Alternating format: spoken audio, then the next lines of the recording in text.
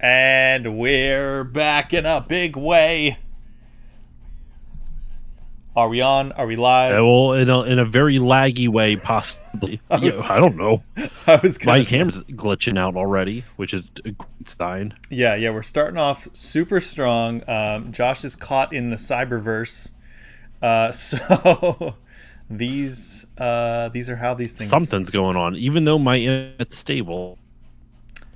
Yeah. Yeah, there's so much lag with this. Jesus Christ. So you've met hipster Josh. Get ready for glitchter Josh. Don't Seriously, man. don't mind. I'm gonna try to see if I can see if there's something else on. Like, if some other shit running that I'm unaware of. Yeah, this is the worst that it's been. It's consistently not great right now. We ran some tests. Jesus Christ! Even the fucking camera. Yeah. What is going on? Am I okay? I don't know what's. Yeah. My internet is slow. No, my internet's fine now. I don't fucking know. Oh. It's like my internet's fast right now. Yeah. So Well, now you sound great. it might be you. I don't think so. Well, maybe it's me. I don't know anymore. Well, we'll do the best. Anyway, that we can. happy Talk Tuesday, everybody. Happy Talk Tuesday. Welcome back to the Experience Point on a lovely Tuesday. It's been some time. I think it's been, what, 2 weeks? Dose weeks. Dose Yep. weeks. Oh my god. Oh my god, I already forgot the word for week. Nishu? I don't know. I am the worst. Daitorio. Daitorio. Binkyoko. Kyoku. That's what I remember. University and post office. Well, Daitorio is president. Oh, that's what it is. Yeah, That's yeah. what it is. Daitorio is president. Thanks, Gilmer. Binkyoko. Yeah, I think it's Shu. I think I know my shoe is every week, but I don't know if it follows because there's weird counters for everything in Japanese. Like it may not be ni shu; it's probably like futashu or something like that. Doesn't matter. You're not here to learn Japanese, and if you are, you shouldn't do it from us because we are still but baby toddlers in terms of our understanding of this very complex language. However, how was your week, sir? Oh, it's been Yeah, it's been. I've had better weeks. Excuse me. I've had better weeks. My daughter has another bout of strep throat Again? which is Or the same one yeah, from last week. yeah. It's a separate one. Oh, she God. was fully cured and then got it again. So she's on the mend. We caught it super early this time. Okay. Super early. So it worked out pretty nicely. Probably still had it some was medicine actually left over, Friday too. last week. We did actually, yeah, Nice. we did. It was Friday last week where she was like, "My throat hurts again," and we're like, "God damn it!" Said that to her. I'm like, "God damn it, child, Leave me alone." I just want to play video games. Damn it! No, when she was saying that, I called the doctor. They were full up, so they said take her to urgent care. So we did. Got a prescription. Good to go.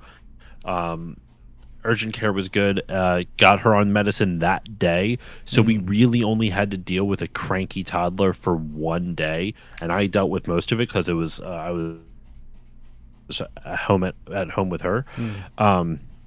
But we got her the medicine. It worked itself out pretty quickly. So yeah, that was this weekend, and we've been painting our house for the last 2 weekends in a row. Dang. So I also had a pretty busy weekend. Been a lot of painting and all this other stuff. And yeah, I'm looking at the stream on my phone now. Holy shit, am I lagging like crazy? But anyway, hopefully the internet stabilizes in a little bit.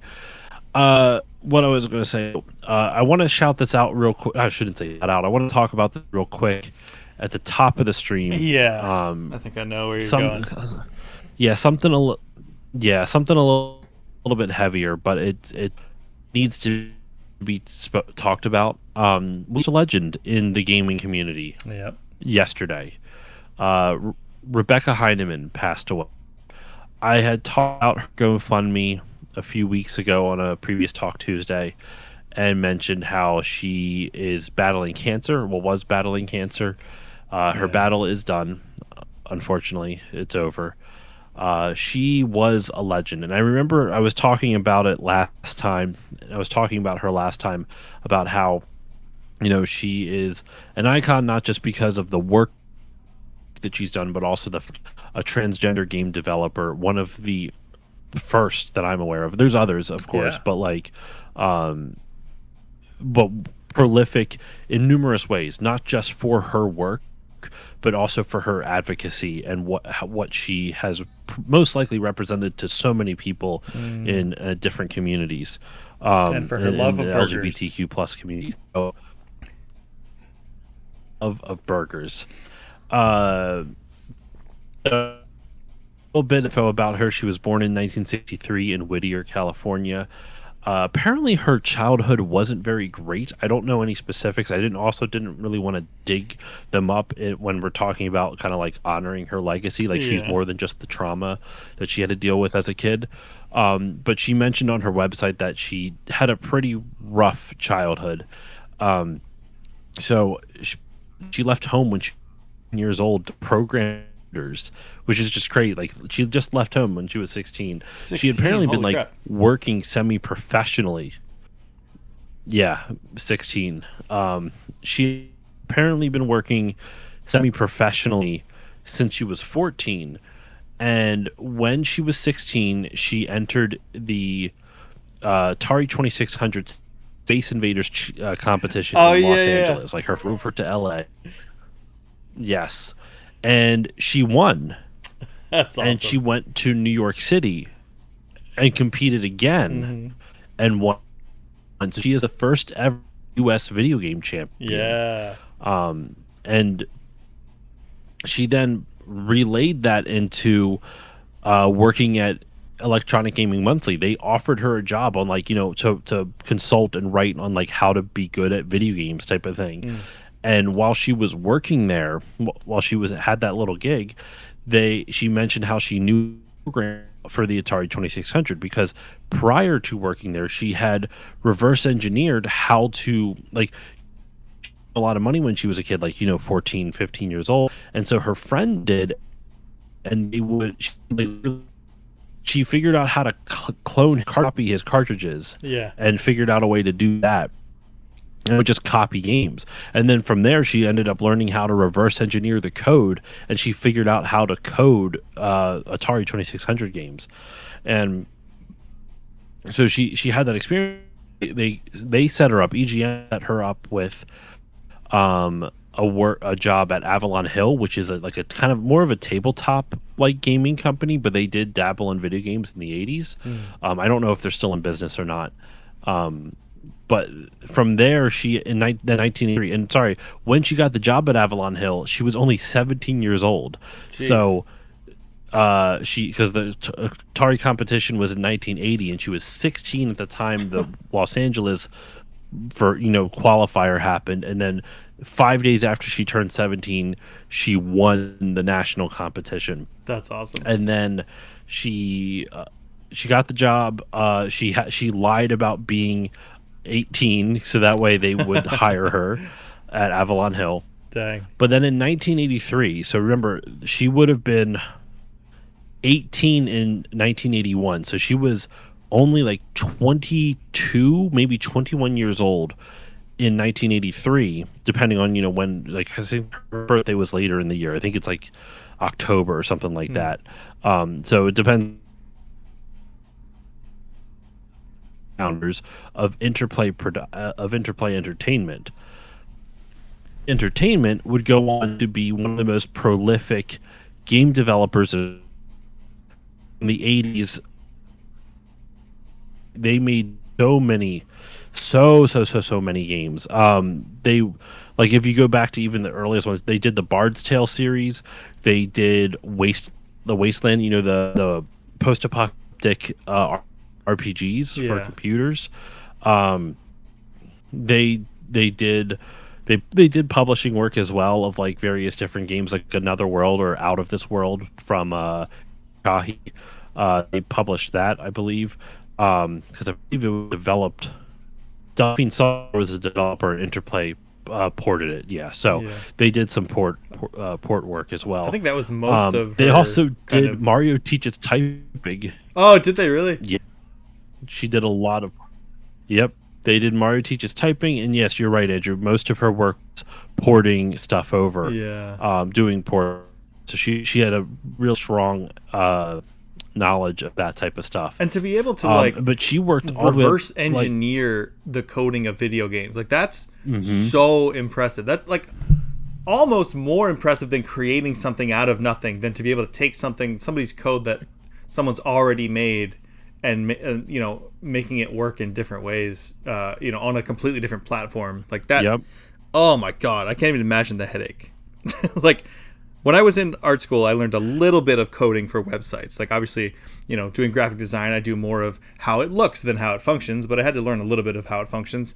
And oh my god, the headache, the headaches trying to reverse engineer sites and code that I have found in order to try to make it work in a different way was harder than just doing it from scratch. So, holy crap, so impressive. It's nuts, man. It's absolutely nuts. And she's incredible. She was incredible. And she ended up working like when she founded Interplay, it was only her and 4 other people, and by the time she left there was over 600 employees at Interplay. Wow. And it was a publicly traded company. I didn't know it was that so big. like it really. Yeah, I mean, dude, Interplay is still around today. In fact, one of the co-founders, I think, only stepped down in like 2012 or something like that. Like, I don't know if it was because the company was floundering or whatnot. I believe it was floundering, but yeah, and she also worked at EA. She worked at Xbox. She worked at Amazon for a little bit, like to do like part of their games, like a consultant or like LGBTQ plus like representation and stuff like that. Oh, nice. She was a board member for the National Video Game Union, but those psychos spelled video game as one word instead of 2 words. I don't know why. Oh, wait, I do that too. Oh no. You spell video game as one word? Yeah, I didn't know that was there was such a rift in the Come on now, linguistics Andrew. community. Hold on. If I Google video game, is it 1 or 2 words? I've seen it both. It's 2 words on Wikipedia. Okay. The alternate Boom. source. That's my source. Yeah. Source, I made it the fuck up. No. But yeah, in her lifetime, she worked on over 200 games. Jeez. And unrelated to video games, she not only had a big impact on video games, she had a big impact on fandom in general. She wrote a Ranma 1/2 and Sailor Moon kind of like mashup fanfic. Yeah. Called Sailor Ranko. Yeah. And it was popular. It won awards and Yeah. stuff like that. I'm assuming I don't know where exactly, but still, like, that's crazy.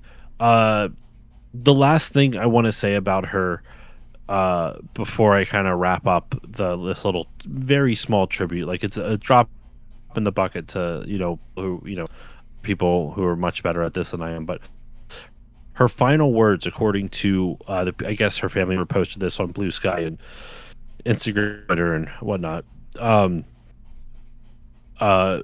So what they said here is, and she was preceded in death by her wife Janelle Jacques, who was also a trans woman, And she passed and what, Janelle last year?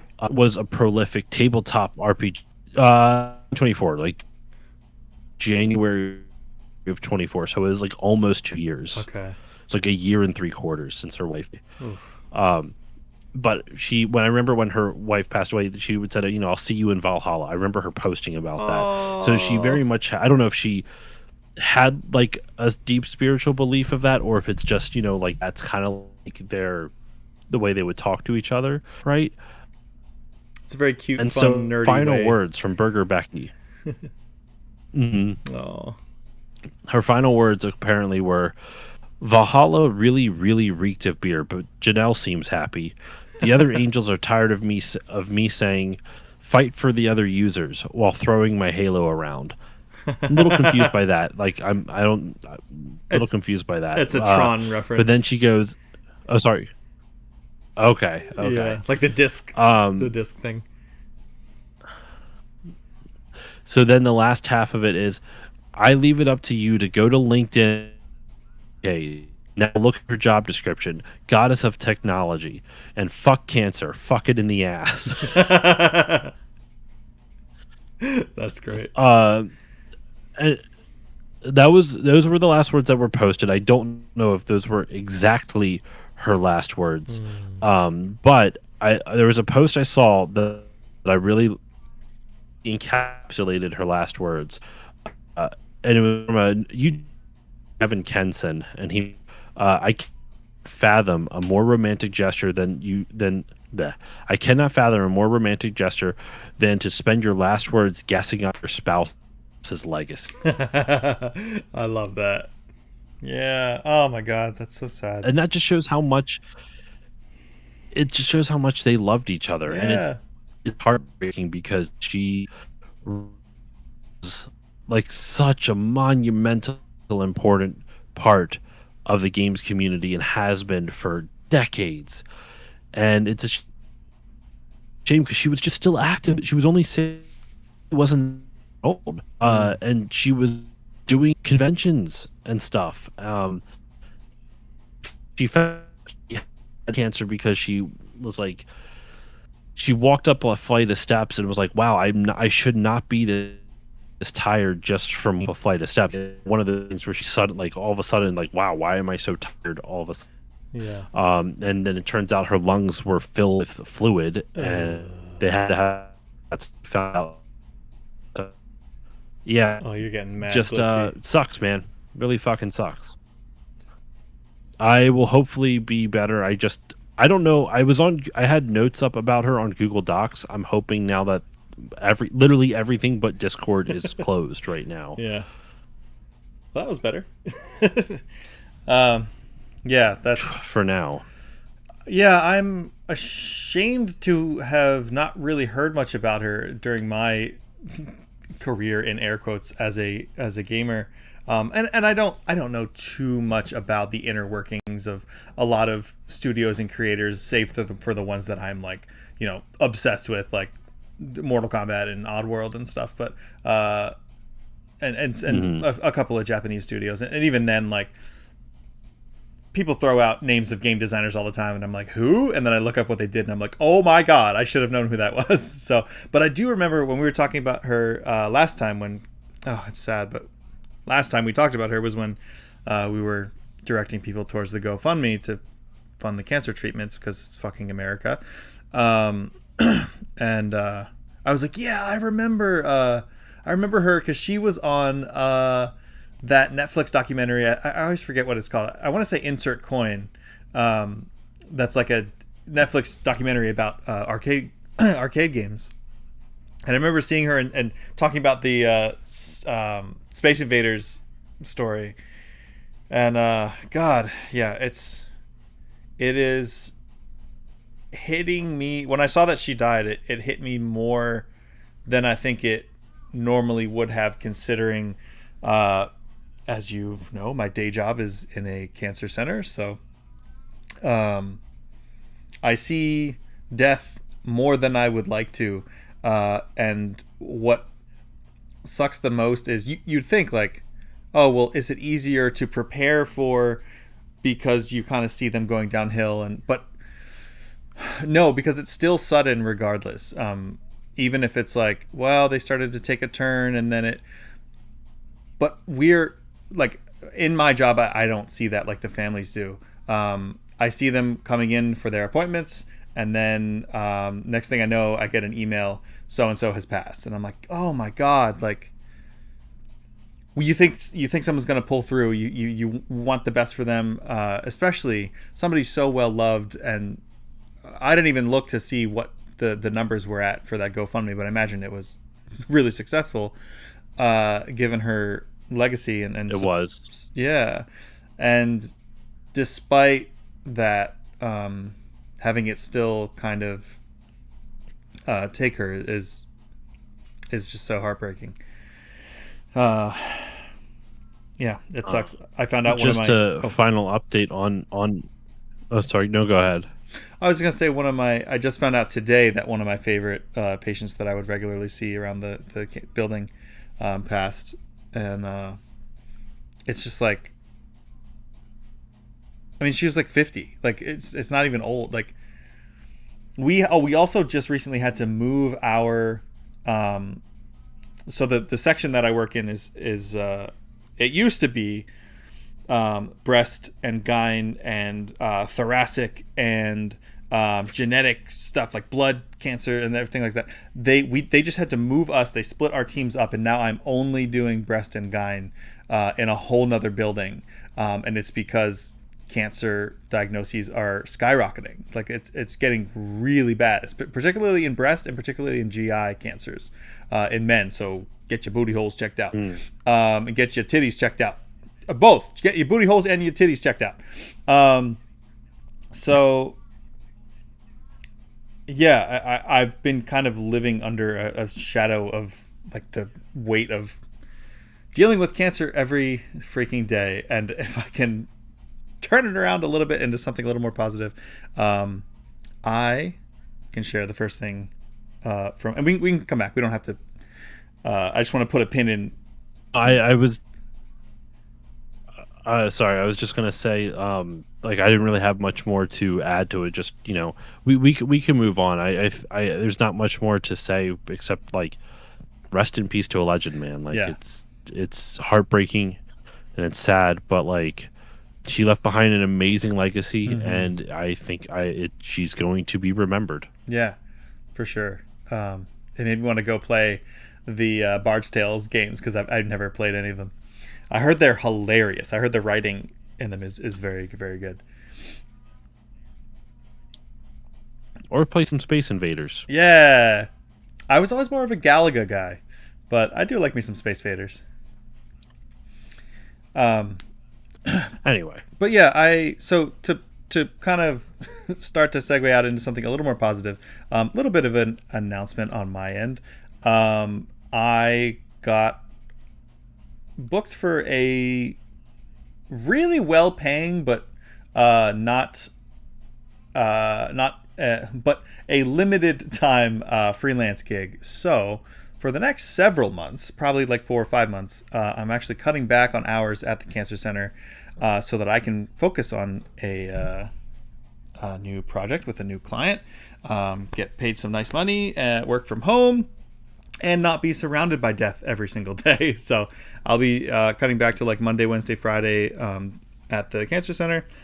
And I'm hoping that Tuesday, Thursdays can be my freelance work days, but also it gives me time to not have to get up at 5 a.m., which means I can stream longer. I'll have more time to edit content. I still have a bunch of stuff with Bite the Shark that I want to do, including emotes and things for subscribers and rewards and stuff. So look forward to seeing more of me. I know a lot of my streams are kind of short lately.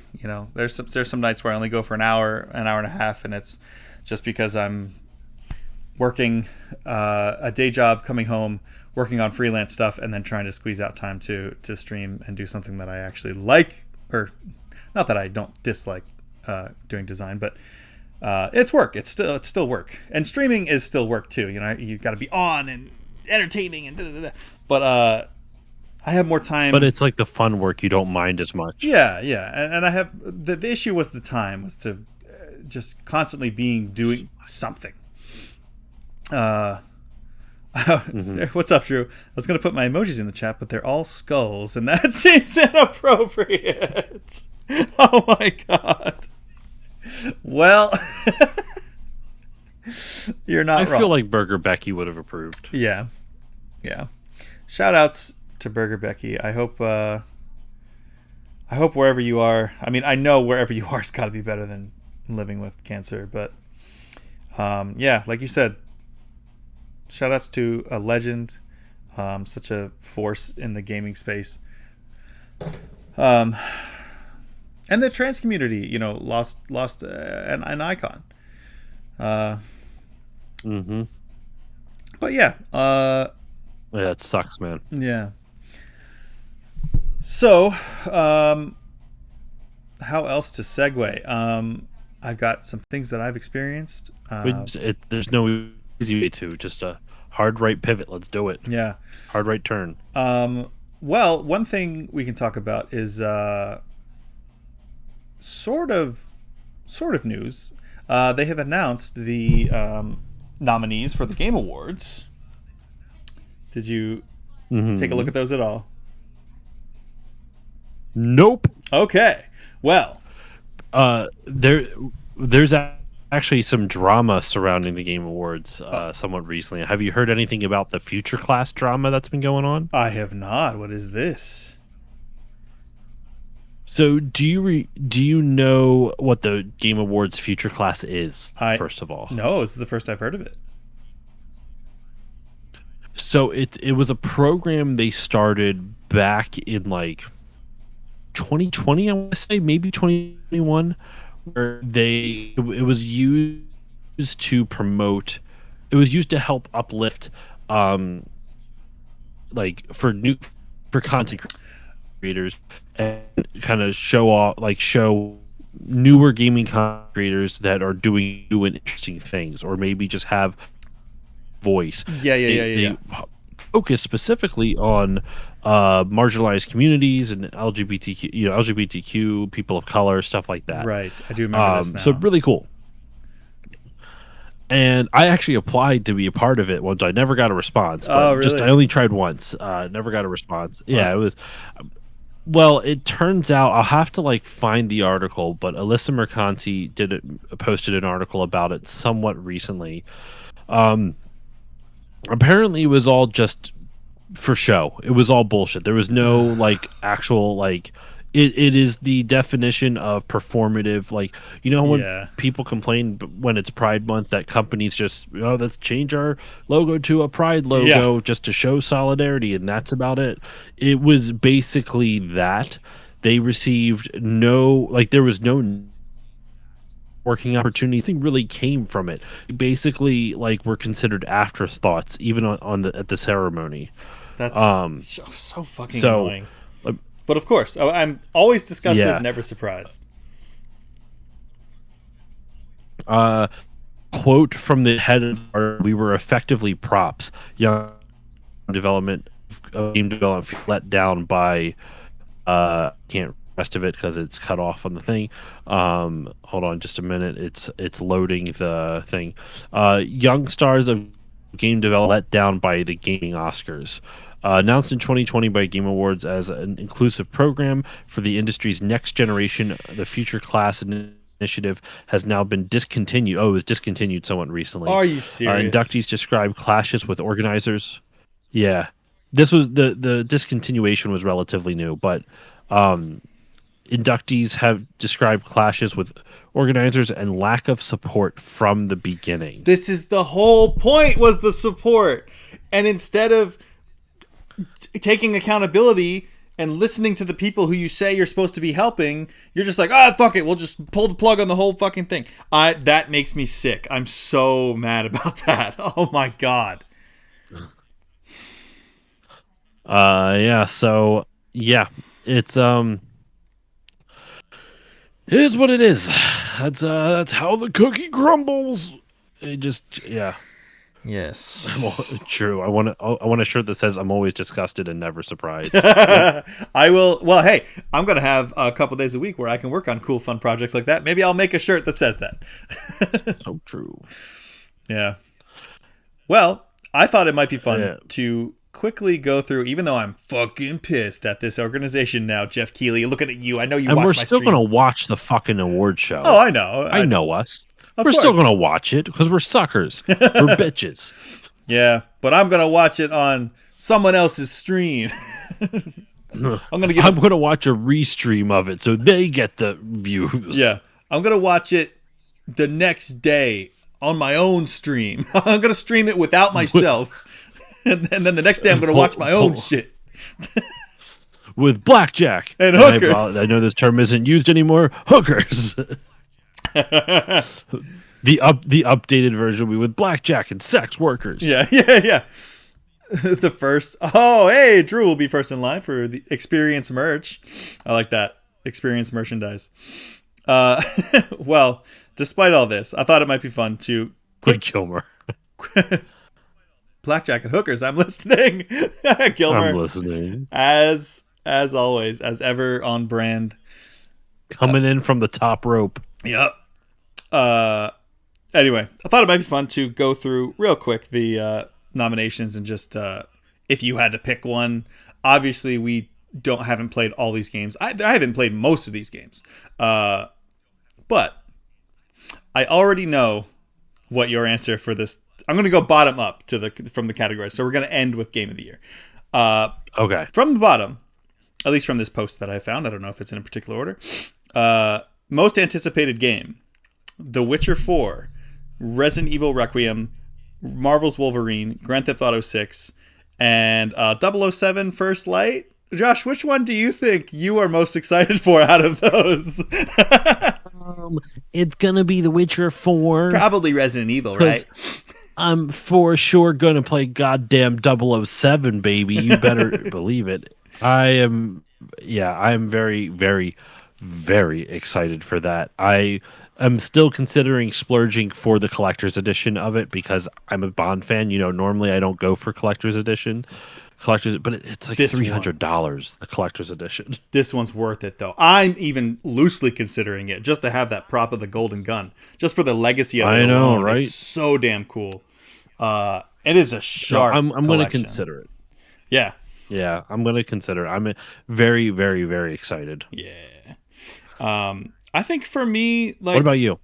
Probably. I mean, both of them are just kind of like. They're going to be so high profile. Like Grand Theft Auto, like nobody's going to get around playing Grand Theft Auto 6. Like it's a Grand Theft Auto release. Like I know next to nothing about it. But it's going to be balls to the walls ridiculous. Like I don't give a shit about Cowboys, but they made great games and Red Dead Redemption was incredible. Yes. That being said, I'm really stoked to see I almost said R-rated, a mature-rated Wolverine game again. So it may just slightly edge that out just because of the fact that, yes, Gilmer, I said edging. Their Spider-Man games were incredible. And to see what they can do with Wolverine with the shackles off and make it mature-rated, whoo, that trailer was gnarly. But yeah. Probably that one. Nice. Let's see. What's the next one? Content Creator of the Year. I've only heard of 2 of these. So I'm probably going to pronounce these probably wrong. heard of none of them. You probably have heard of at least 2. Probably the same 2 as me. Caedrel. I don't know if that's a thing. Caedrel. Kai Cenat. I know of him. I see him around. Okay. I know of Yeah. Kai Cenat, yeah. Moist Critical, I see him around. Sakura Miko, don't know them. And The Burnt Peanut, don't know them either. Kai Cenat is like transcending the border between like redefining what celebrity means, because like this is just a guy who is like just started being a streamer and now he has like Kevin Hart and freaking Megan Thee Stallion and like like Bill Nye the Science Guy, like all these like triple A people on his stream, like just because of his popularity. Like It's absurd. I don't think his content is very good or engaging. However, his presence, his connections, and his status is something to be studied. Like it's something I've never seen anybody with this high level. I mean, even like Ninja, like supposedly the most famous streamer of all time. I don't know if he had this level of celebrity. I don't know. He did not. Not even close. Yeah. So yeah, props to Kai Cenat or Sanat. I'm not even going to take a guess as to who I would pick for it because I don't care about it. I feel bad. I could not care less about streamers because I shouldn't say that about that because there's tons of people I'll watch and whatnot, but like I don't know, like people are fallible. I don't know half of these people's content, so like for all I know, they could have said something fucked up, and I Yeah. have no idea. I mean, probably. So I don't know it. I understand streaming is work because you put on a show and there's a lot of showmanship with it, Yeah. but the same time, I don't know. It just feels weird to. I don't know. I almost feel like streamers are a little bit too voyeuristic. Like I feel like I'm just peeking in on everyone's lives too. Especially the prolific ones are usually fuck ton, like full time job. Yeah. Or they like Kai Cenat, I'm sure is streaming all the time or does like long fucking streams. I like streamers who feel like they have more of a life outside of streaming. I don't know. That's just my personal preference. I do think this is me very much old man yelling at cloud, like just Yeah. not understanding what younger people are into. And that's fine. It's just not my cup of tea. So I don't even want to wager a guess. Yeah, it's so funny. Like I have some coworkers and stuff who are just like always talking about YouTubers and streamers like by their first name, and I'm like, dude, slow down. Like, who the hell are you talking about? And they're like, well, aren't you a streamer? Like, aren't you doing YouTube stuff? And I'm like, yeah, but I don't like make it my whole personality, and I also don't like live in other people's streams. Like, I know I should be networking more in other people's streams, but it's like people make big streamers their entire personality, and I think it's because of the accessible nature of it, but you feel like you really know them, and it can get kind of creepy. And I don't know. It just feels like I don't obsess over really any celebrities, even the ones that like have made and done things I really like, because I just it just feels weird. It just feels weird to me. So I'm so out of the loop, and I realize that for somebody who does this as often as I do, I probably should be more in the loop. But yeah, I don't really care about any of these people either. So like if I see clips around that are really funny, I'd be like, oh my God, that's so funny. But I'm not going to go and like watch everything they've ever done or sit in a stream for hours or really any amount of time while they're just sitting and talking and the chat's going too fast for you to even read it. It's just like, and it's like, what the hell? I'm a little jealous too. No, not gonna like, not gonna lie, because they make so much goddamn money. Well, I think for me, I guess the thing that makes it different to me is I admire streamers who put a lot of work into their streams, and I'm not saying Kai Cenat or any of the others don't, but it very much feels like all you have to really do is turn on, like at the stage they are at right now, all they have to do is go live. Yeah. That's it. And just they have to turn on. They have to be a showman while they're doing it, which does take a personality type and it is work. It is a lot of emotional work, and I understand that, and I can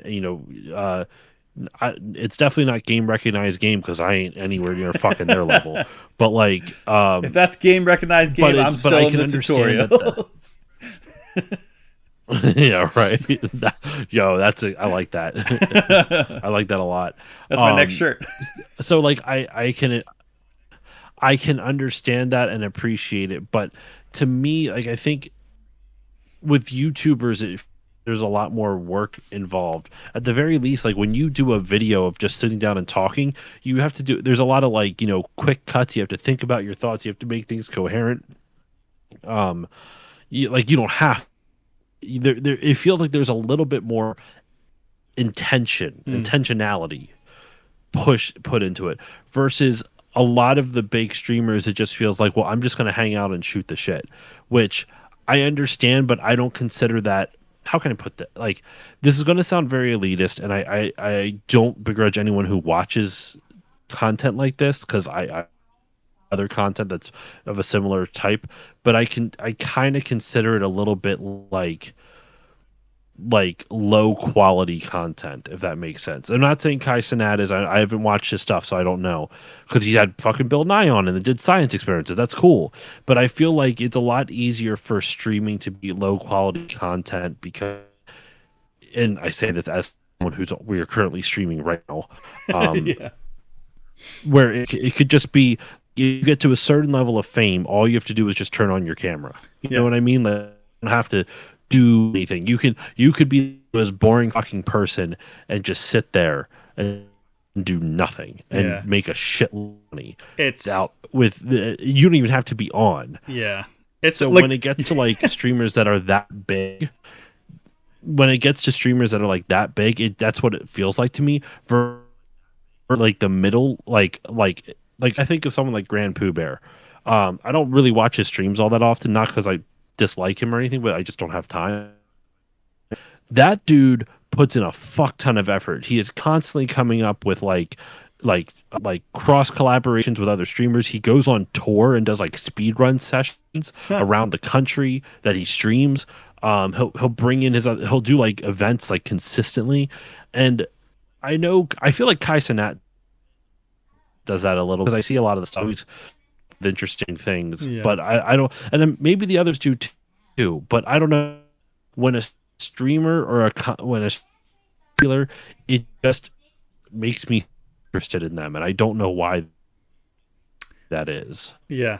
When you said all they have to do is be on, or like they don't even have to be on, I know you meant like on as in entertaining, but like literally I've seen where some of these huge streamers will literally, the stream will be on, but they won't even be on screen, on screen, and there'll be just thousands of people in there, and it's like, at this point you just turn your computer on and you're just making money. Like that's awesome, and that's obviously, I would love to have that. Props to them, man. But they fucking cracked the code. Yeah. And I'm sure it took like a lot of work to get there. But it does kind of remind me of like, when I'm on TikTok and I'm scrolling and it's like, I see somebody who has put a crap ton of work into like editing and green screening and doing all, and not just like production, and it has like a couple of comments, a couple of likes. I'm like, what the hell? And then I scroll and there's just like a hot girl really poorly mouthing, lip syncing a song, and it's like hundreds of thousands of likes and stuff, and I'm sure they're making shit tons of money, but because they're hot. And I'm like, I realize that sounds incel of me, but it's like, oh, I just want creativity to be rewarded. Like, I don't want hot people who do no effort to be brought down. I want people who put a ton of creative effort to also be lifted up. That's I realized how like neckbeard incel-y I was. I think it's okay to be annoyed at, while also realizing that it's like, take advantage of the culture of, basically they're taking advantage of toxic masculinity. You know what I mean? Or like or the patriarchy. Like, women are objectified in the patriarchy, that sexualized consistently. So why not get paid for it if they're going to have to deal with it all the time anyway? So it's like one of those things where it's like, they aren't forcing anybody to watch them. I know. People are just doing it. There's also the layer of, so a lot of the time, I can't be mad at someone for doing it. Yeah, there's also the layer of, a lot of the times they are appropriating black culture or non-white culture and to do these things, and are getting rewarded for it, and it's like, that feels icky. But I digress. Mm. We are already almost an hour in. So maybe we just do the Game Awards nominations tonight. Okay. Because with the kind of glitchiness that we're having, it's probably better to not dive. It was good for a little It bit. was, yeah. Anyway, And now it's back to being bullshit. yeah. I am probably just going to skip over this one entirely, but I will still at least say them to give them shout outs. Not that they need it from me, but best esports team. I haven't heard of any of these. I don't play any of these games. Gen G of League of Legends, NRG for Valorant, Team Falcons for Dota 2. Can't believe that's still as relevant as it is. Team Liquid PH for Mobile Legends Bang Bang, whatever that is. I know Team Liquid is there is also a Halo team, so I would probably vote for that alone. Very, very shallow reason. And Team Vitality for Counter-Strike 2. I don't follow a ton of esports. That's not individuals playing fighting games, so I don't know any of these people. Do you, Josh? No, but I did look up Mobile Legends Bang Bang, and it came out in 2016, and it's a MOBA. Sounds about right. Gilmer sounds like a very different type of game. What? Did you think I said Mobile Legends Gangbang? You would. Get that on. You would. Get that on Pornhub Station, the new console from Pornhub. It's only X-rated games. The X Games. Get it, the KF console that never came out. You know, the KFC console? Oh my god. Do you remember that thing? Was it supposed to smell like chicken or something?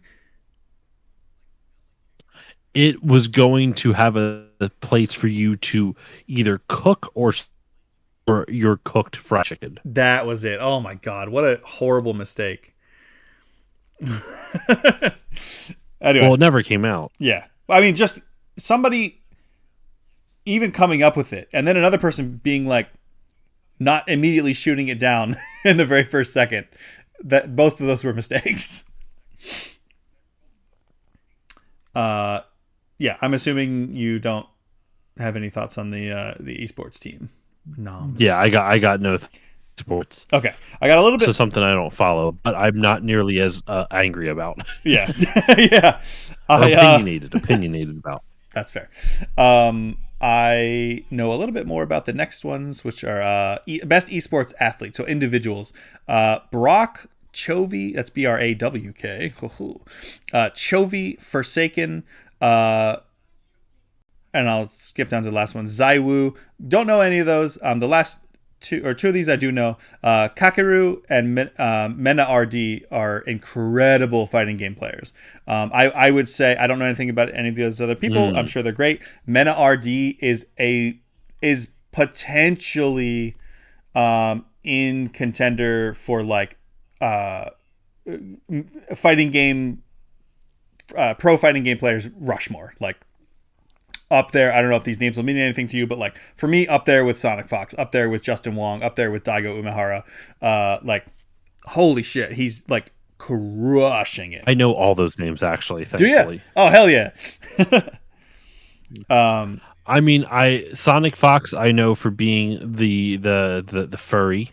You know, like he's been very out. Or no, sorry, they're non-binary, I believe. Mm-hmm. Right? Yeah. So they obviously prolific. And then Justin Wong and Daigo, I've seen the video. I've seen the video. It's incredible. It's so funny, actually. The whole internet is like constantly, and including like official like fighting games will come out and will still do Evo Moment 37 parodies. Justin Wong just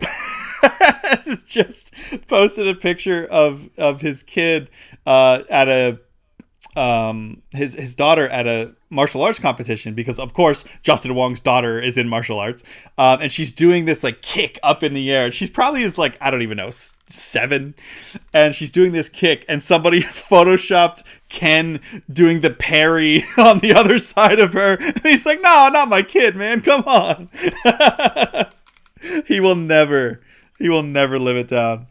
I have no idea what you're talking about. He had Gilmer? good sense of humor about it. Oh, totally. He's very, yeah. He takes it in stride, and it's a legendary moment. Gilmer, please. This is one of the greatest clips of all time. Please look up Evo moment 37. It's like 10 seconds long. I do think it's worth explaining the context to him as to why it's so amazing. Like, because I don't want to talk about the reaction to it in the room, because that's what sells the video. yeah. Like, I know nothing about fighting games, but it's one of those things like, Gilmer, I don't know if you're like with fighting games, people like play competitively and people know what they're doing, like Andrew, some of our if they see cool, they can Andrew, like, oh wow, that's a really to do, or that's a really hard combo to make, really smart to play this scenario out or something like that. Yeah. I can't see those things intuitively. I just can't. So the clip that we're talking about, which what is it? It's what's the fucking God. You're getting With the glitchy. tournament, Evo 37. Yes. What's the name? Well, it's the clip is Evo moment 37, but I think it's from Evo 2004. So the clip is very old now. But Okay. yeah, I would. Yeah. So what happens in the? Yeah. Okay. Am I clear now? A little. Do you want me to explain why it's impressive? Yeah. Go ahead. Oh, Wait. that's all right. So, I mean, even on its own, by the transitive property, we're all old. That's true. On its own, on its surface, what you will see is Ken, played by Daigo Umehara, getting backed against a wall, figuratively and literally, down to like his last pixel of health, and making a really good comeback by parrying Justin Wong's character of Chun-Li in her super. And it's like, cool. What you don't realize is how difficult he parries every single move of the super. And in Street Fighter, not Alpha, Street Fighter Third Strike, you can do a parry. So in Street Fighter games, when you hold back, you hold away from your opponent to block. If you do a parry by pressing forward, it's not a button to do the parry. And this is why it's so dangerous, but also why it's so impressive. You let go of block, so you essentially drop your guard and push forward towards your opponent just at the time that their attack would hit. And it's like I don't know if it's a 1 frame, it has to be perfect, but it's a very short amount of frames. It's 1 frame. It is 1 frame. It's frame perfect. Okay. It's 1 frame. Yeah. So even just doing it once is impressive. It was the fact that, or if you guys are more familiar about like Sekiro parries, or I'm trying to think of another. I mean, a bunch of action games have parries like this. Super Smash Brothers, if Ultimate, when you come out of the shield, if you come out of the shield at the right time, you'll do like a quick parry. A very, very tight timing. So Chun-Li does her super, which is like a 15-hit super fast combo, and Daigo just like parry, parry, parry, parry, parry, parry, parry, parry, parry, jump, parry in the air, parry, parry, parry, parry. And when you parry, you have what's called frame advantage, which means you get to go first before your opponent can. So out of the air parry, then does his own, on like 1 pixel of health, does his own super, which is this big flashy kick, Shoryurepa, freaking Tatsumaki Senpuken up into the air at killing Justin, and the crowd absolutely erupts. And on its own, like I said, it's impressive, but then the whole room just goes bonkers, and it's just I get chills just thinking about it, much less every time I watch it.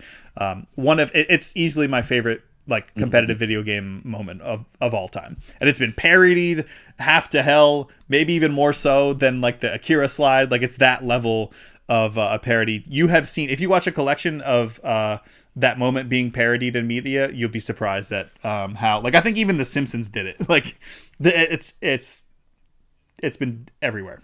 God, I love that moment. It's a great moment, man. It really is. And I don't, like I said, I know nothing about fighting games or whatnot, but that moment is electrifying. Yeah, I love it. Oh God, this is why I love competitive fighting games. But yeah, so I would clearly, of that list, I would vote for Mena RD. He is incredible, unstoppable in Street Fighter 6. So yeah, Kakeru is no slouch either.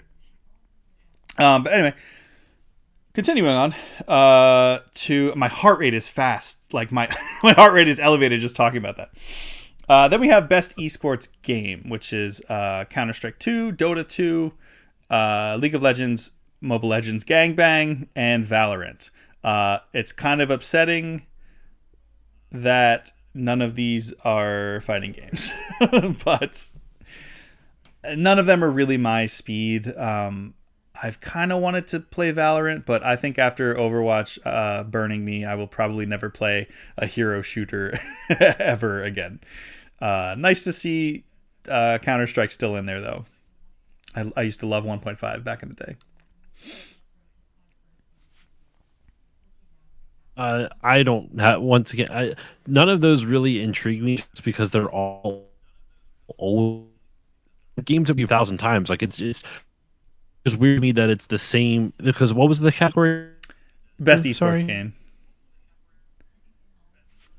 Yeah, like it's the same fucking over and over again. I don't know. It's just kind of yeah. Yeah, I would have liked something like a fighting game to get in here, especially something like, I mean, Street Fighter 6 is only getting better. Halo Infinite, which is on the end of its run, because they're making the Halo 1 remake, has only gotten better. But the marketing is just piss poor. Yeah.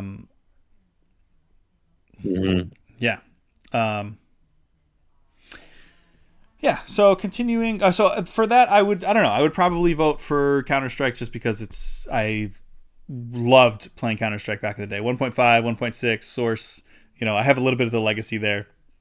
Dota and League of Legends, I think I would rather... I'll go with Counter-Strike. Okay, nice. Yeah, Dota and League of Legends, I think I would rather put, not Q-tips, toothpicks, under my toenails and then kick a wall than play either of those games. It's not for me. I love people. Same. I love that people love them. Not for me. Then we have Games for Impact. I've only heard of one of these. I was supposed to play it for Spooky Week or Spooky Month last month, but I did not because I ran out of time because it was a very lofty goal.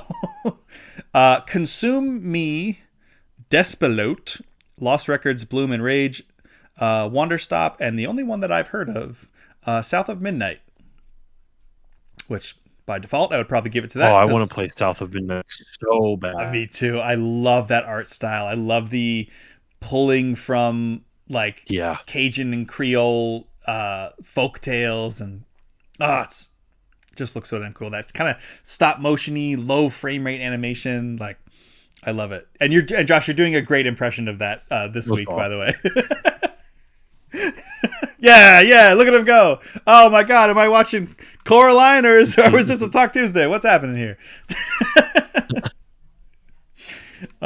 Eat the microphone and stop motion animation. Yes. Damn. The throat goat. Taking it all in. How do you think I got married? Hey yo! Wait, whoa! There's so many implications there. Damn. I don't know. Woo! I feel like I should let that one go. Yep, please do. We don't want to go down that rabbit hole. All right. Speaking of go down, no. Next category, debut indie game, Blueprints, which I've heard is great. Despelote again, Dispatch, which is that one that I keep seeing stuff for. It's like a spiritual successor to like Telltale games, like part TV show, part game.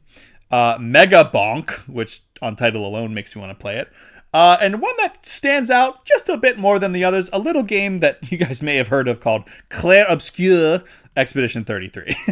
Like, I think somebody said it earlier, Expedition 33 is going to sweep this year. And I haven't touched the game, but from what I've seen and from what I've heard, it's probably true.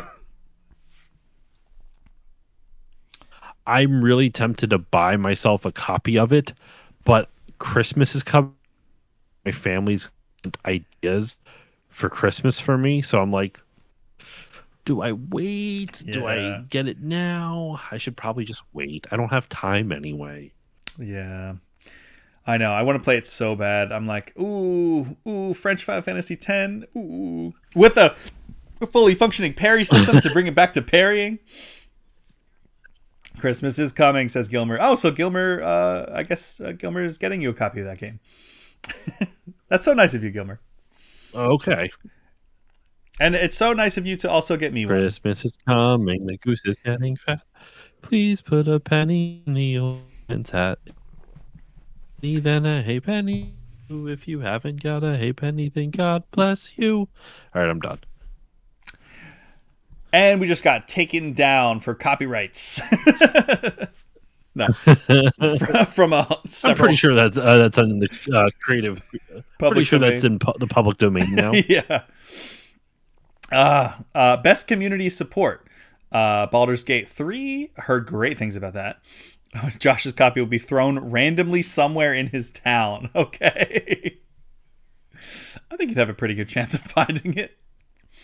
Yours will be somewhere in the state. Oh my god, that's so much harder. All right. Who's up for some geocaching?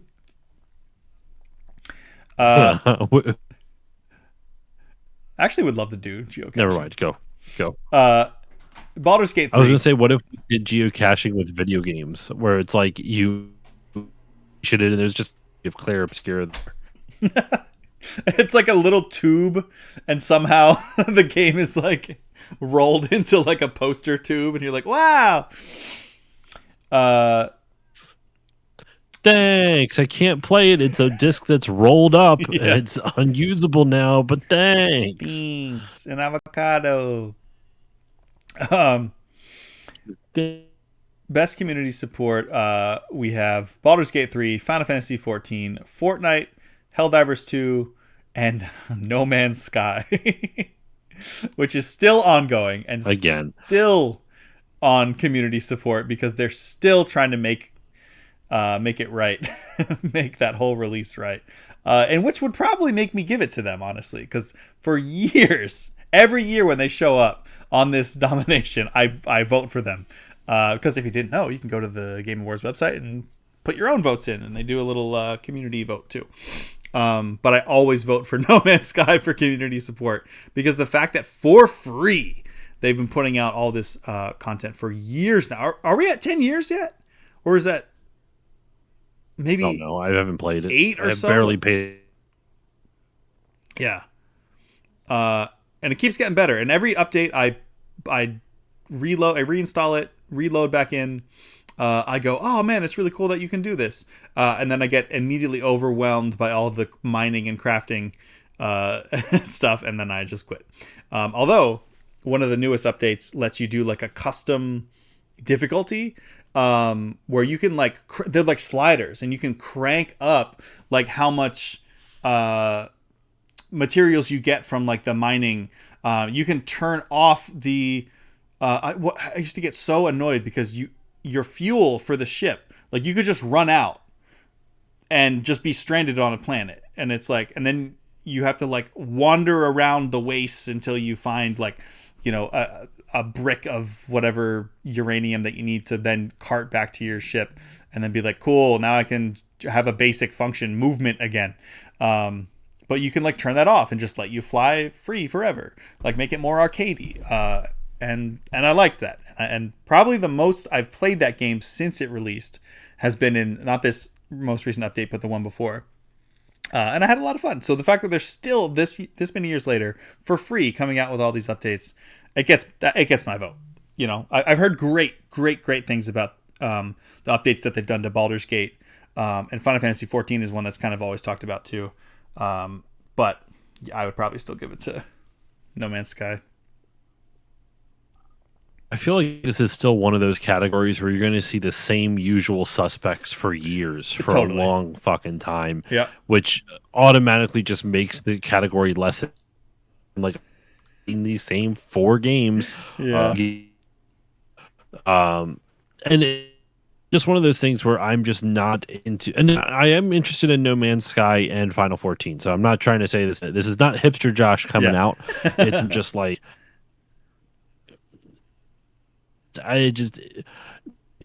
it's something that I think with the way the gaming industry the gaming landscape is currently, so much of it is so heavily online based, and like constant up, and that not interest me at all. There's some that do. Like I said, No Man's Sky is interesting to me. Same with, I understand why like MMOs are games as a service, because they have to be by nature.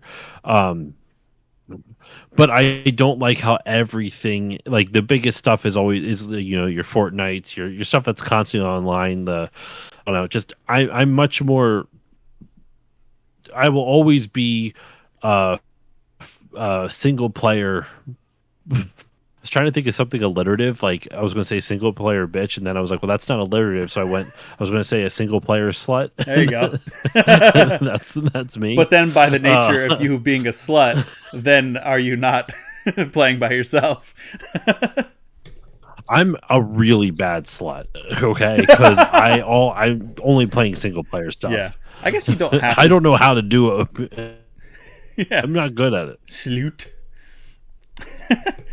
Yeah, I also prefer single player games, aside from the occasional fighting game where I get super into the competitive nature of it. But I don't like a lot of games as a service games. I don't like MMOs. I'll give No Man's Sky with you. Okay. Solidarity.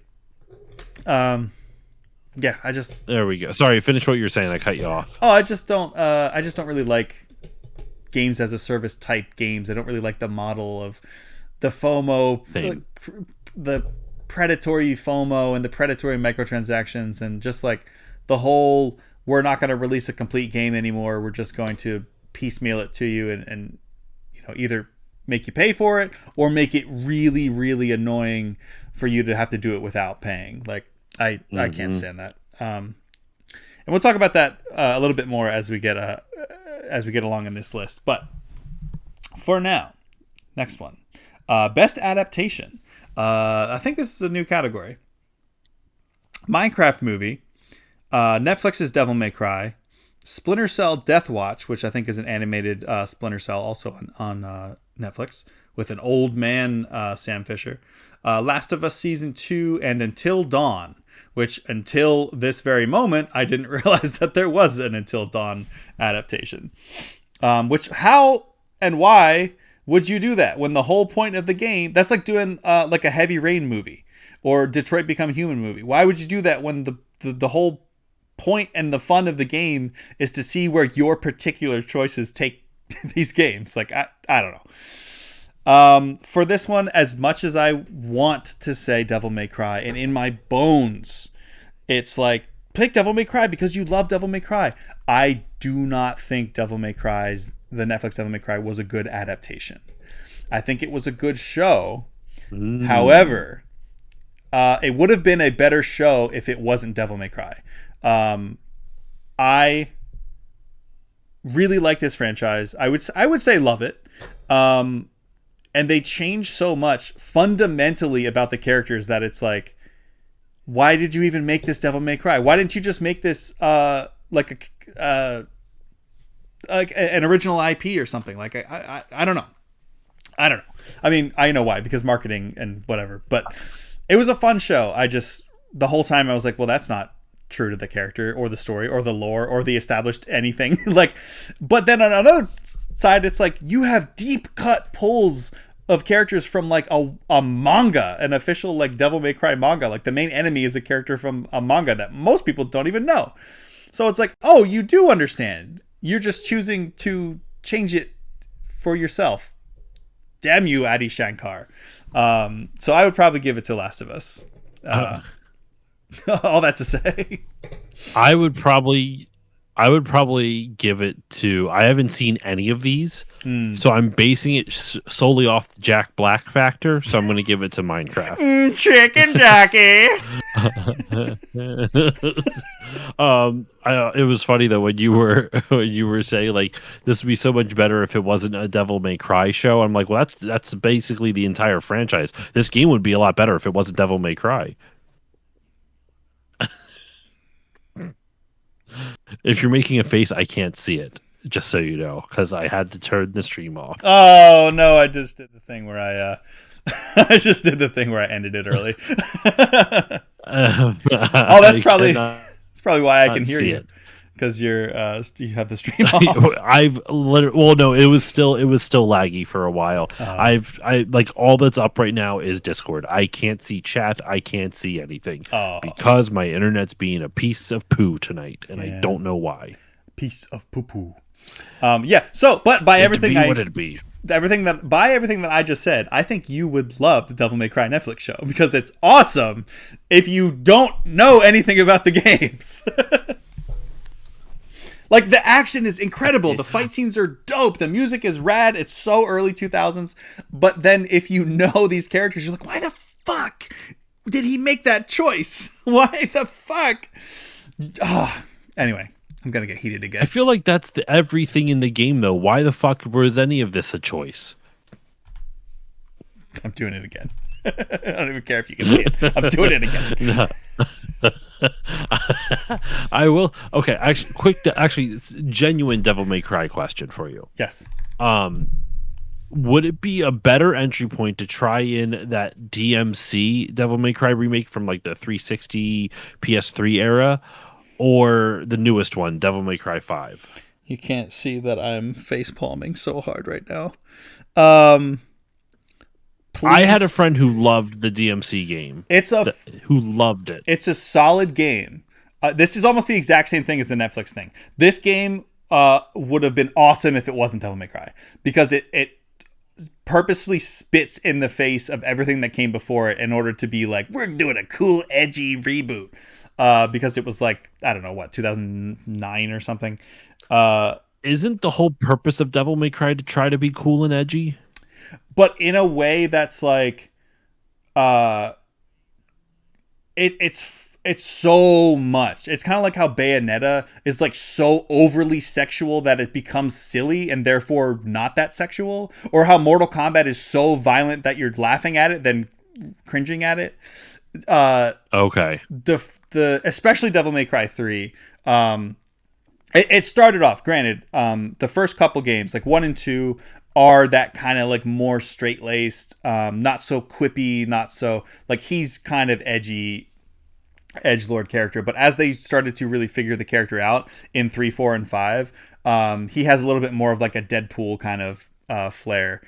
Like, and it just gets so over the top where like characters are shooting, rocket like missiles at him, and he's jumping up and surfing on the missile. Like, it's just that kind of stupidness that's just like, yeah, I like this. There's plenty of edgy, sword and gun wielding, demon killing characters, but like, I like when they really have fun and play with it, which they do in the Netflix show quite a bit.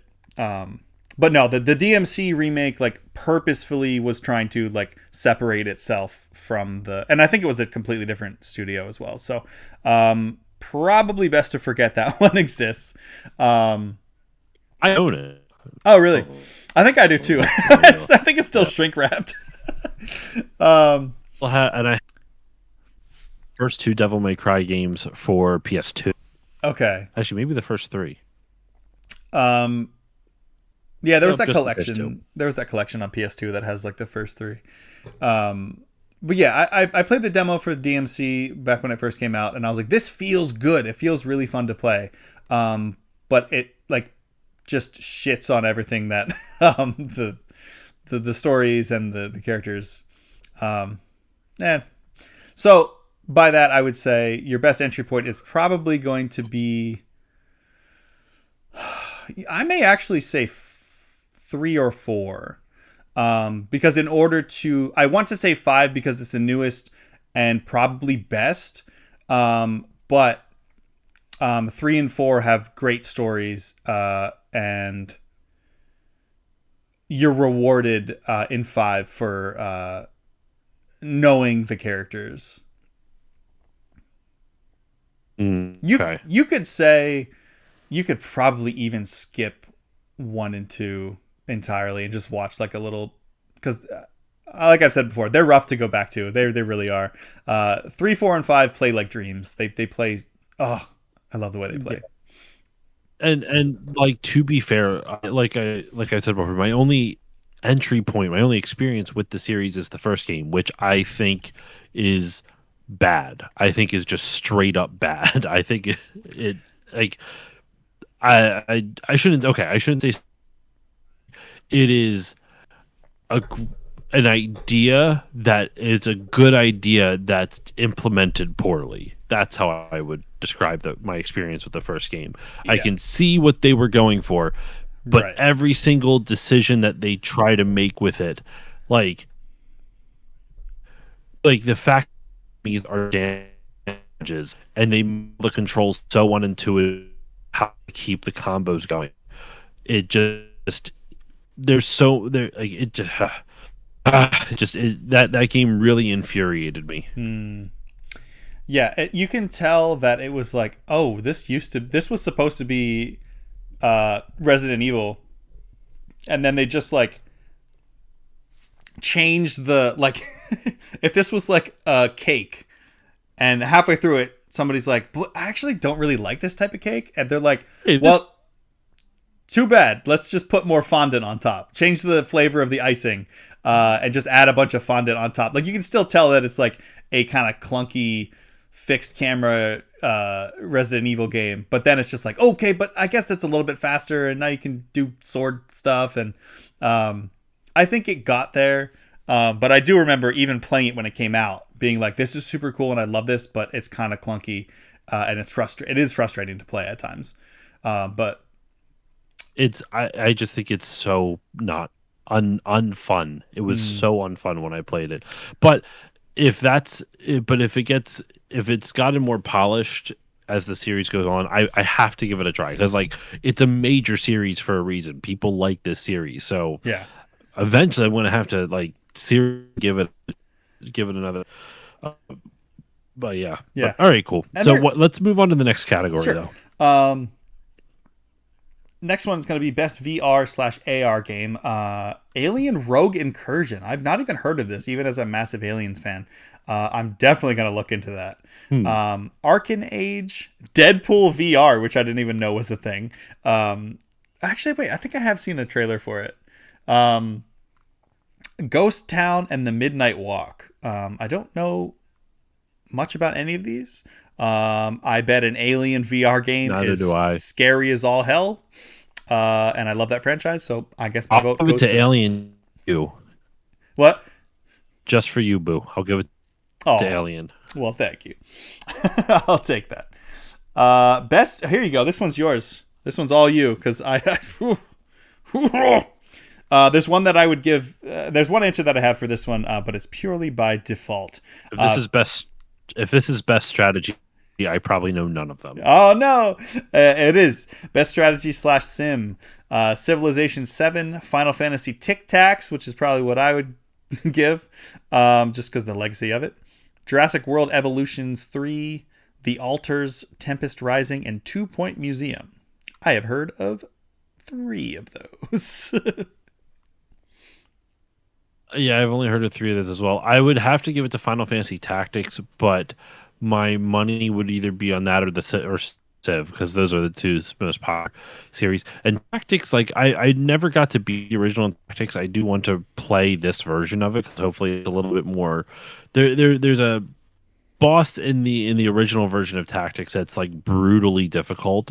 But there's a way that you can glitch it out where like I shouldn't say glitch it. You can take advantage of the enemy's AI and level your character up significant in battle. And you can essentially one shot him. It's really nice. The problem is that your level is based on like the level of the enemies you fight is based on your whichever character you have on in your like team's max level. So by you leveling up one character and all the rest are kind of sorry, I shouldn't say that, but all the rest are like where you started prior to that boss fight. It's fucking impossible to move on. All the regular enemies are now like 20 levels higher. Oh god. You were. So like you can't do that strategy is what I'm saying. Like that was the way I beat the boss, and then I was like, all right, let me see if I can. Here's the thing though, all the boss fights, all the fights that are scripted are not random encounters. All the battles that are scripted, they are fixed. Like you don't have like there's a fixed level. Like they are. It's when you fight this boss or this specific encounters you're facing are always going to be 20 or level 25 or level 37 or whatever, and so if you can get to that and you've already maxed out that one dude's level, then you're fucking fine. But getting to that, you have to go through these insane fights and whatnot. So I got there is a way around it from what I understand, but that was like 6 years ago. Okay, you play it. So you basically screw yourself for the whole rest Tactics, of the game. though, that's what I did. Yeah. That's pretty much. And Tactics is a good game, man. I think even if you don't like it, it's not an RTS. It's turn based, and it's got a phenomenal story. Like it's based on like it's a lot of political intrigue and like going against like it's basically just completely like tearing apart the Catholic Church is what the game is about. You had my attention, but now what's the line from from Django Unchained? He says, "You had my curiosity. Now, sir, you have my attention." Yeah, that sounds awesome. I was gonna say like the tactics game that I've probably played the most was Fire Emblem Three Houses. I got caught up in the hype. I had a friend who was super into it, and she bought me a copy. And I was super grateful for that. I was like, gotta play it now. And I didn't get very far, but I got as far as I did because of the characters and the story and everything I was doing between the battles, which it's supposed to be like, yeah, the battles are so cool. But I was like, I don't like doing this. Like, it just feels boring to me to move troops around. It was cool. I could see that it was a well-made game. It just didn't hit the buttons and knobs and flip the right switches for me. So I don't know. Maybe I'd go back and play Final Fantasy Tic Tacs if I don't know. The remake is out, or if not coming out. So maybe I'll look into it. It's out. Yeah. Yeah. I did see some things for Jurassic World Evolution as well. Like I've seen some clips, and I was like, this actually looks really cool. Like you can you have your top down stuff, but then you can zoom like way in, and basically like walk around in first person, like in your park, which is like, whoa, okay, now it's a horror. It's a horror game, I guess. But yeah, probably give it to Final Fantasy just for the legacy of it all. Then you're gonna have no idea what my answer is going to be for this next one. Just like I had no idea that 007 was going to be your answer to most anticipated. Best sports/racing game. EA Sports FC 26. F1 In the game. 25. It's in the game. Mario Kart World. Rematch. And I don't know. I don't know how to pronounce this. Is it Sonic Racing Cross Worlds? I don't know what that is. Yeah, obviously. You're going with Football Manager. Yeah. F125. No, Sonic Racing Cross Worlds is amazing. It's reviewing better than Mario Kart World. I haven't played Mario Kart World yet, but I would probably tend to agree. And it's not just because I'm a Sonic shill. That game is so much fun. It feels so good to play. Parallax and I were actually just talking about it last night on stream. He was like, "Oh my god, this game is amazing! Like it's so smooth. Online functionality is incredible. Like I really wish I liked kart racing games. So I don't love kart racing games, and for Sonic Cross Worlds, you can get around it by the fact that it lets you be either in a car or you can do the cool hoverboard things. They had a spin-off series called Sonic Riders where you'd ride these little hoverboards. And that's just objectively cooler and objectively way more Sonic. So I do exclusively use those for the lore of it and because I think it looks cooler and feels cooler. And then it's just like, oh, now I'm just playing SSX. Like instead of playing Mario Kart, I'm just playing SSX with Sonic, and I'm like, sold, done. It takes such care, and it's such a loving, like a love letter to all of the games past. Like every character has their own little snippet of music from a game that they were introduced as their victory theme. Whether it's like their specific character themes or what, but pays a lot of homage. They're even putting in characters from the comics, which is cool to see them do. There's a lot of really beloved and incredibly designed characters from the IDW comics, which are also great, by the way. And just, I don't know. It's just overall just a great feeling game to play. And Gilmer, I am going to have to agree. Sports are poo. You heard it here first. I like hockey. Hockey's a fun game. Yeah, I like hockey. Oh my god. Okay, I'm gonna pause real quick just because you said hockey, and I don't know where else I would be able to bring this up. Did you see the intro video for the Lehigh Valley Phantoms current? Yeah. I did not watch the whole thing because I don't know Evangelion at all. Like, I know it, obviously, but like I saw that they basically did an homage to. They basically ripped off the Evangelion intro, but as the intro for the team. Yeah, it's amazing, and it's cool. It's not even an homage. It's just a straight 1-to-1, like, and it's so funny. Wow. Like it's just funny seeing, like, instead of these mecha pilots, just seeing like regular dudes named Vladislav or whatever the hell their names are, like just with a bunch of like. There's probably not a single player named Vladislav on the Flyers. I don't know. I may disagree. If I can find a hockey player named Vladislav who's currently playing right now, you have to play Nier Replicant. No. I said for the Phantoms. Oh, okay. I said for the Phantoms. Okay. Gilmer says he wears a hockey hoodie all the time because he likes the logo. Ooh, okay. Real quick, Josh, what team has the best logo in hockey? Because it's probably nostalgia for me, but I want to say Mighty Ducks. I also like the Avalanche's logo. Best logo. Oh, yeah. I'm trying to think of the few teams that I even know.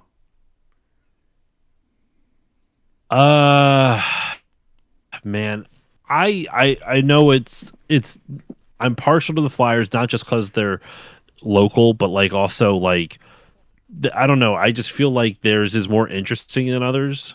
The Seattle not the Seattle. Sorry, the Salt Lake Mammoth look pretty fucking cool. Yeah, well, they're a new team. I saw that. Seattle Kraken looks pretty cool I too. saw that branding when they released it. And I was like, that's dope. It's like a mountain, but it's got the mammoth thing. Um, Yeah, I'm looking to see. Do they have?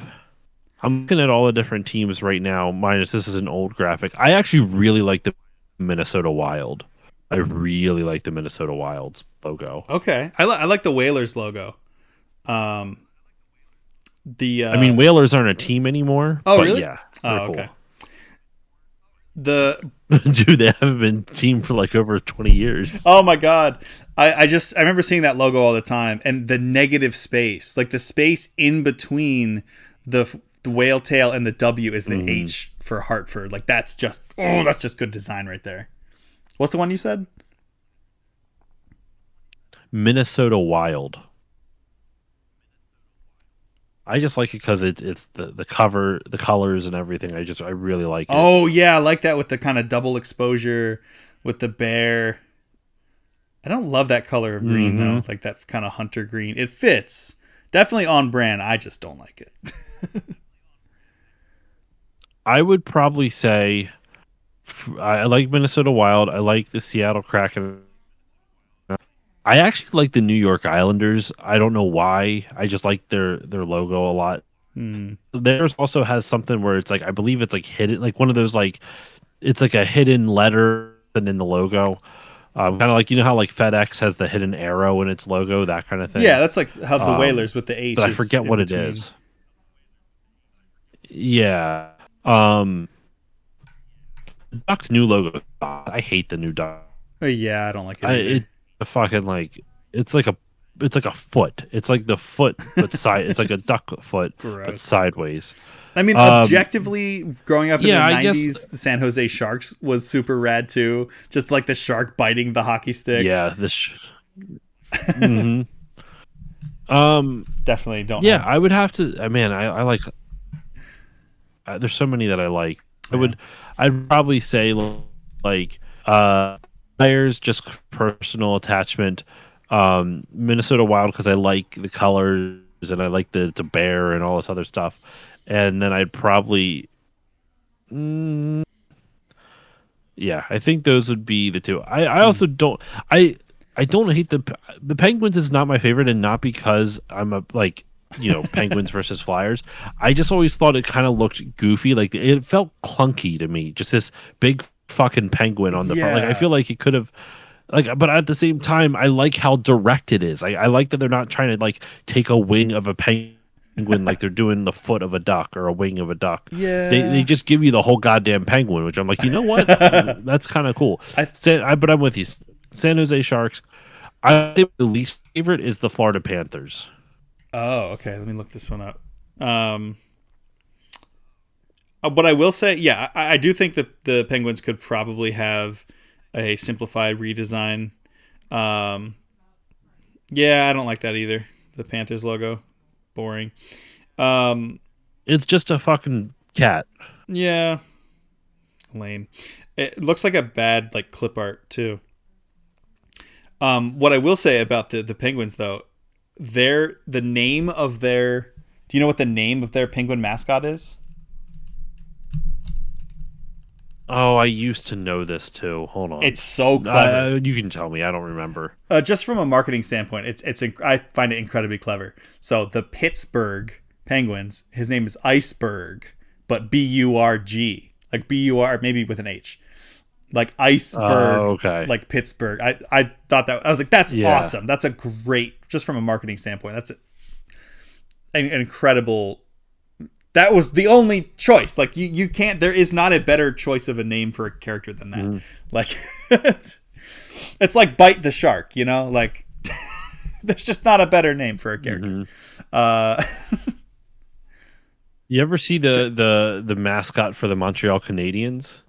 oh God, no. Is it just oh God, what is his name? Oh my God. I already lost the joke. His name is Youppi. Youppi? Youppi. Youppi. Oh, like yuppie, but like with the umlaut. He's basically just a ginger. Oh my god, that's funny. He's It's just a just a dude. hairy fucking ginger. Well, that sounds that tracks. Why? Wait. Are they like rivals with the Maple Leafs? The Montreal Canadiens, a Yeah, little bit, yeah. because they're from Canada, or because they're from Canada, do they not have any rivals and they're all actually friendly with each other, like them in Calgary? Is it Calgary No, Flame? that's a heat. I would say Canadians and Montreal Canadiens and the Toronto Maple Leafs are rivals. I mean, if you think about it, the Toronto, Ottawa, and Montreal are just a few drives from, like, they're a few hours from each other each. Like, if you wanted to, you could go see a game in Toronto, drive like a couple hours north and west ish to Ottawa, and drive a couple more hours north and west to Montreal, and get like the other. You would have to do it, split it out because they don't have games, obviously, all at the same, Yeah. all in the same day. But you could, if you wanted to, you could make a trip out of it and catch a hockey game at each of those places, one night after the other if something lined up, because it's like a couple hours drive. Dang. Kind of cool. What's interesting about the way teams are at is that you have three right in that area, and then it's like you go to basically, because you know how like Toronto is direct New York State, right? Yeah. The next closest Canadian team is in Edmonton, and either Edmonton or Calgary. I'm not sure which closer to the center of the country, but that's basically above Montana. Or like, you know what I mean? Dang. Like, it's the other side of the country, Yeah. basically. It's all the way over. And then you have Vancouver, which is obviously as far west as you can go. Yeah, Vancouver is basically just Portland. It's just diet Portland. They film a lot of movies. Vancouver is basically Seattle. Portland is in Oregon. That's a whole state down. That's what I meant. Diet Seattle. I know they film a lot of movies in Vancouver. Don't know why. Weather's yes, probably they do. nice. It's cheaper. Oh yeah, I believe that. It's cheaper. That's why they always film shit there. Vancouver does different. One of my favorite shows was filmed in Vancouver. What's that? Set in Santa Barbara, California. What was the show? Did you hear what I said? Psych. Oh, Psych. Oh man, that show was great. Show's Psych. I hated it. Show. No, I'm just kidding. I actually did really like that show. Let us continue on our merry way. We've been going for just under 2 hours, so we can probably wrap up. There are 1, 2, 3, 4, 5, 6, 7, 8, 9, 10, 11, 12, 13, 14, 15, 16. Only 16 more categories. Okay, let's blow through. Christ. Okay, we got to stop talking. Yeah, let's blow through the rest of these. We talked for so long after best sports and racing game, a genre that I personally hate. Thank you for indulging us in our split off talk of who has the best logo in in sports, or at least in hockey. In sports and football, I really like the Atlanta Falcons, but that's because it's a falcon that looks like an F. I digress once more. Best RPG. Avowed. Heard that was really good. Claire Obscure once again. Kingdom Come Deliverance 2, Monster Hunter Wilds, and Outer Worlds 2. Again, without touching it for half a second, Expedition 33 is probably going to win. Let's vote for one category. Nope. I lost you. What did you say? Yes, I agree with Expedition 33. Next category. All right. Best ongoing game. Final Fantasy XIV, Fortnite, Helldivers 2, Marvel Rivals, which I hear is surprisingly good despite its being a literal just a ripoff of Overwatch with Marvel characters, and No Man's Sky once again, which is just going to get my vote because I'm still so impressed that they're going this long. At this point, this is whenever it's the same games over and don't give a fuck category. So let's move on. All right. Best mobile game, Destiny Rising. I didn't even know if that was a thing. Is that related to like the Destinies? Probably not. I don't know. Persona 5, The Phantom X. Sonic Rumble, which I actually played a couple weeks ago. It's basically just Fall Guys with Sonic characters. It's pretty fun. It's a mobile game. It's games as a service game as a service game. Kind of annoying in its like way to unlock stuff, as they typically are, because they want you to buy stuff with real money. But the little mini games were fun. Again, it's just Fall Guys. It's just Fall Guys. But thought it was pretty fun. Uma Musume, the anime horse girl game. Do you know anything about that? No, not even in the slightest. Oh, wow. It's probably because you have self-respect for yourself. It's like the new like big gacha game. Although not that new, because I guess it's been going on for a long time in Japan. But it just came over here, and people are loving it. Also, I am curious not to go back to the hockey thing, but Gilmer, what logo is on your hockey hoodie that you like? I am curious. And there's one called Wuthering Waves, which I like the name. I like the name of that. It sounds cool. And I feel like I've heard it in the sphere, the zeitgeist. Know nothing else about it. So I would probably give it to Sonic Rumble just because it's the only one I played and I like Sonic.